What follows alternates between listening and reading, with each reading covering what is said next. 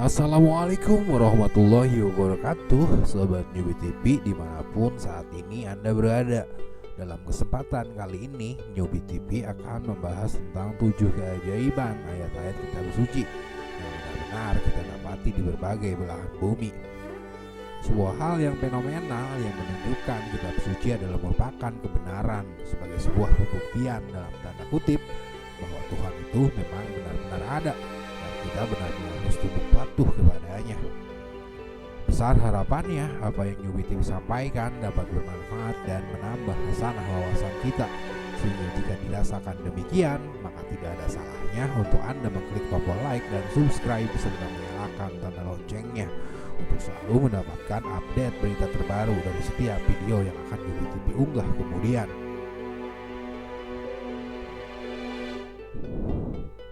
Sobat Newbie TV, dalam Al-Quran surat Ar-Rahman ayat 19 dan 20 diceritakan tentang bertemunya dua laut yang di antara keduanya ada batas yang tidak bisa dilampaui oleh masing-masing.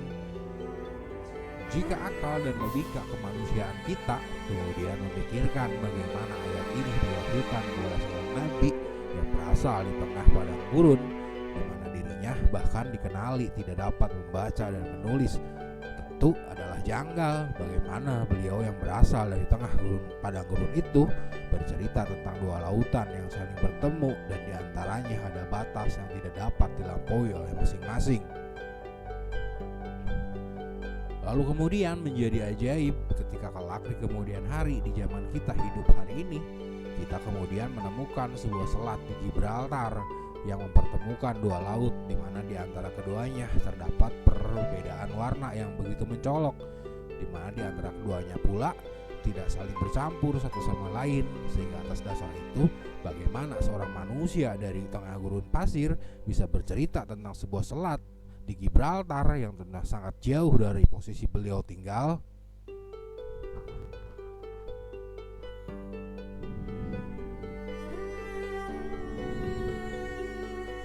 Senada kemudian dengan pertemuan dua laut di Gibraltar, Al-Quran kemudian kembali bercerita tentang pertemuan antara dua laut, di mana yang satunya berair segar dan tawar, sementara yang lain asin lagi pahit.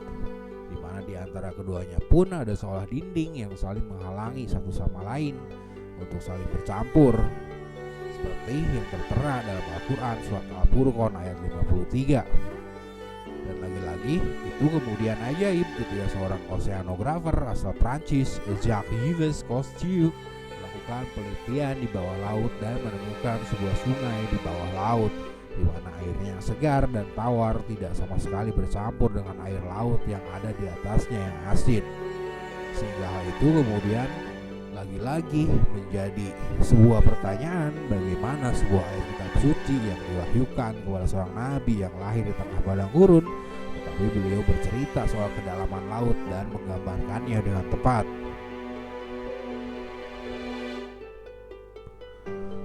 Masih berhubungan dengan laut, maka kita kemudian melihat Al-Quran lagi-lagi memberitakan sebuah keajaiban yang tercatat salah satunya di dalam Al-Quran surat An-Nur ayat 40 yang berbunyi, atau seperti gelap gulita di lautan yang dalam yang diliputi oleh ombak yang di atasnya ombak pula, di atasnya lagi awan gelap gulita yang tindih bertindih, apabila dia mengeluarkan tangannya tiadalah dia dapat melihatnya, dan barang siapa yang tidak diberi cahaya atau petunjuk oleh Allah tiadalah dia mempunyai cahaya sedikitpun. Al-Quran surat An-Nur ayat 40. Bahwa kemudian ini menjadi sebuah fenomena. Lagi-lagi ketika kita berpikir bagaimana seorang manusia yang hidup di tengah gurun 1400 tahun yang lalu akan bercerita tentang dasar samudra yang gelap gulita, di mana bahkan manusia modern pun tidak dapat menyelaminya tanpa menggunakan peralatan modern. Sehingga bagaimana bisa beliau yang hidup di tengah padang gurun di masa 1400 tahun yang lalu bisa mengetahui bahwa di kedalaman samudra itu sangat gelap gulita dan ada gelombang laut yang dalam, gelombang laut di dalam, yang itu baru diketahui oleh para peneliti modern yang mempunyai peralatan canggih untuk menyelam ke dalam samudra. Sobat JBTV, kita kemudian maklum dengan sosok legendaris yang begitu dikenal dalam berbagai teologi sebagai sosok yang mengaku sebagai Tuhan, yang kemudian mengejar Bani Israel yang dipimpin oleh Nabi Musa untuk melarikan diri ke tanah Kanaan. Ya, Firaun atau Ramses yang kemudian dikenal ketika Nabi Musa membelah lautan dengan tongkatnya dan melintasi Laut Merah beserta Bani Israel mengikutnya, maka Firaun yang mengejar kemudian terjebak dan tenggelam dalam laut setelah laut yang terbelah karena tongkat Nabi Musa kembali menyatu. Maka Al-Quran kemudian memberitakan kejadian itu dan menyebut jenazah dari Firaun diselamatkan untuk dijadikan pelajaran bagi orang-orang yang datang sesudahnya, termasuk kita hari ini, bahwa kebesaran Allah telah berlaku kepada Firaun seperti yang tertera dalam surat Yunus, Al-Quran surat Yunus ayat 92.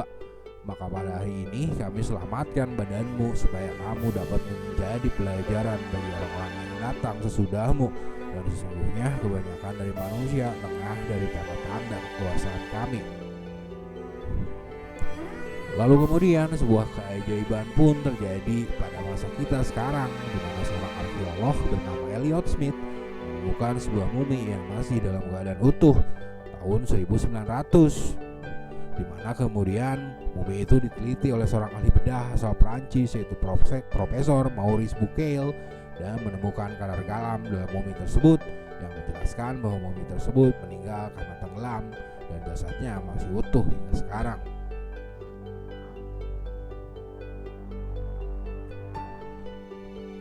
Bahwa jauh sebelum kedatangan Al-Quran, manusia meyakini bumi sebagai pusat dari tata surya, di mana bumi hanyalah diam, tidak berotasi atau berputar mengelilingi matahari, melainkan mataharilah yang berputar mengelilingi bumi. Sementara bumi itu adalah datar dan memiliki ujung, dan bahkan ada yang menyebutnya bertiang, sangat mirip seperti pemahaman kelompok Flat Earth sekarang. Tetapi lagi-lagi seorang manusia, seorang nabi yang dilahirkan di tengah padang gurun, menceritakan tentang bumi yang berbentuk bulat lonjong seperti telur burung unta, tidak bertiang, dan matahari yang memiliki garis edarnya sendiri sesuai yang dijelaskan dalam surat Yasin ayat 38, dan matahari berjalan di tempat peredarannya. Demikianlah ketetapan yang maha perkasa lagi maha mengetahui, yang kemudian itu lagi-lagi dibenarkan oleh para ilmuwan modern yang menjelaskan bahwa bumi itu bulat, berputar di orbitnya mengelilingi matahari, sehingga terjadilah siang dan malam, dan matahari pun memiliki orbitnya pula dan beredar mengelilingi inti dari galaksi Bima Sakti sebagaimana seorang manusia. Lalu bagaimana seorang manusia, seorang nabi dari tengah padang gurun yang hidup 1400 tahun yang lalu dapat mengetahuinya?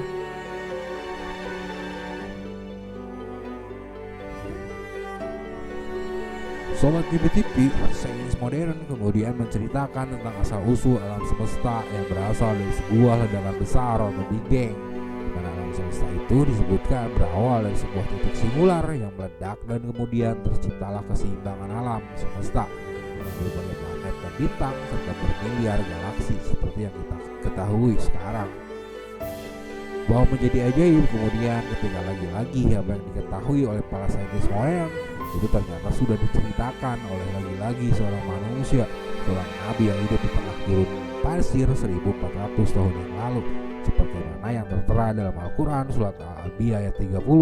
Dan apakah orang-orang kafir tidak mengetahui bahwasannya langit dan bumi itu keduanya dahulu adalah suatu yang padu, kemudian kami pisahkan antara keduanya, dan dari air kami jadikan segala sesuatu yang hidup, maka mengapakah mereka tiada juga beriman? Bahwa kemudian kita mengenal tentang seorang manusia, seorang nabi yang dilahirkan di tengah padang gurun jauh di Arabia sana, yang beliau tidak pernah pergi kemanapun selain berdagang ke negeri Syam, sehingga ketika beliau mendapatkan wahyu di usianya yang ke-40, dan lalu kemudian beliau menceritakan kepada umatnya tentang sebuah gunung yang berwarna-warni yang tentu saja tidak didapati di daerahnya sendiri. Dan lalu lagi-lagi menjadi ajaib kemudian ketika hari ini kita menemukan ada sebuah gunung yang tepat seperti yang diceritakan oleh seorang nabi yang hidup di tengah padang gurun itu, yang letaknya sangat jauh dari tempat beliau tinggal, yaitu yaitu di daerah bernama Jiangye dan Qia di China. Sehingga lagi-lagi kemudian bagaimana caranya beliau yang hidup jauh darinya dapat menceritakan tentang gunung itu kepada umat-umatnya. Adakah yang beliau ajarkan dan ceritakan kepada umat-umatnya itu adalah bukan merupakan ucapan beliau sendiri, melainkan pengetahuan yang digambarkan oleh Tuhannya Sang Pencipta alam semesta untuk membuktikan eksistensinya kepada kita semua. Sobat Jumbo TV, demikianlah berbagai keajaiban di alam yang diceritakan dalam ayat-ayat dari kitab suci. Semoga ini semua dapat memberikan hikmah dan manfaat serta semakin mempertepat keyakinan kita akan eksistensi keberadaan Tuhan, dan kita kemudian semakin akan tunduk dan berserah kepadanya.